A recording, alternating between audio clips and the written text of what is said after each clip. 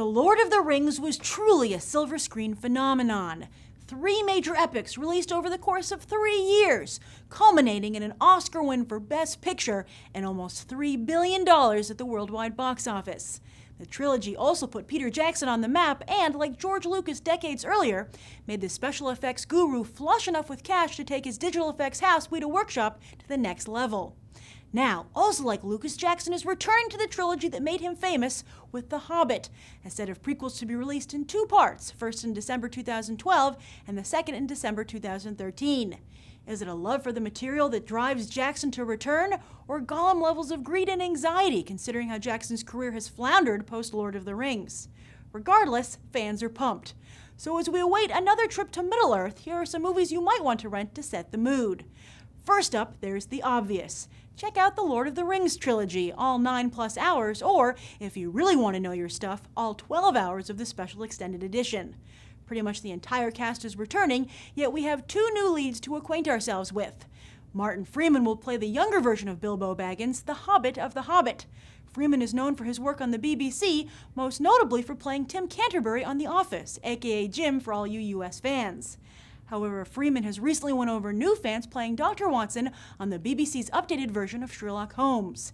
Interestingly, Benedict Cumberbatch, who plays Sherlock, will voice Smaug the Dragon in The Hobbit. The other major new actor is Richard Armitage, who will play Thorin Oakenshield, the leader of the dwarves whose quest we follow. Armitage is also a BBC staple, appearing in North and South, Robin Hood, and Spooks. Oh yeah, and he also assassinated Professor Erskine in Captain America. Not the greatest introduction to American audiences. Okay, so now you're getting a feel for the cast, but what about the grandeur? How do you scratch your medieval fantasy itch until December 2012? Well, here are some ideas. First, Beowulf is a great place to start. It's a classic story of a brave warrior who heeds his king's call to kill a monster, only to find himself pulled into a web of intrigue. This 2007 motion capture version from Robert Zemeckis might be on the cutting edge of storytelling, but has plenty of old-fashioned nudity and gore, all digitally rendered.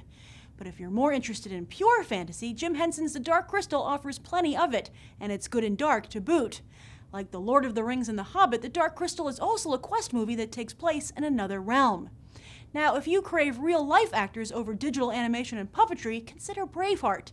This movie features Mel Gibson at the height of his career, back when he was a respected actor and director.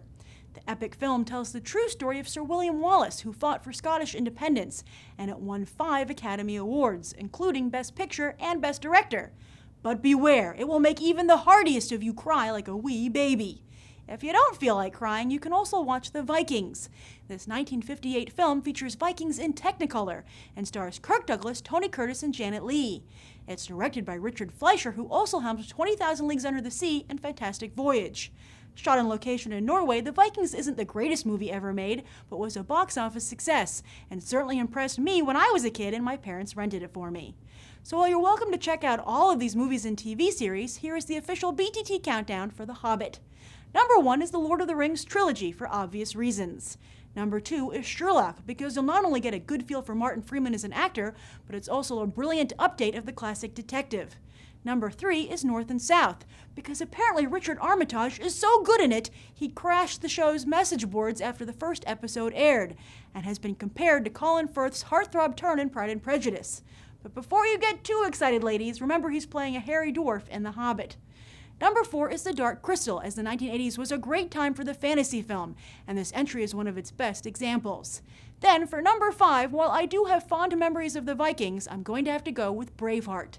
The film is a masterpiece of the highest order and tells an important part of history. I just hope that Gibson's current tabloid fiascos don't detract from his performance for you.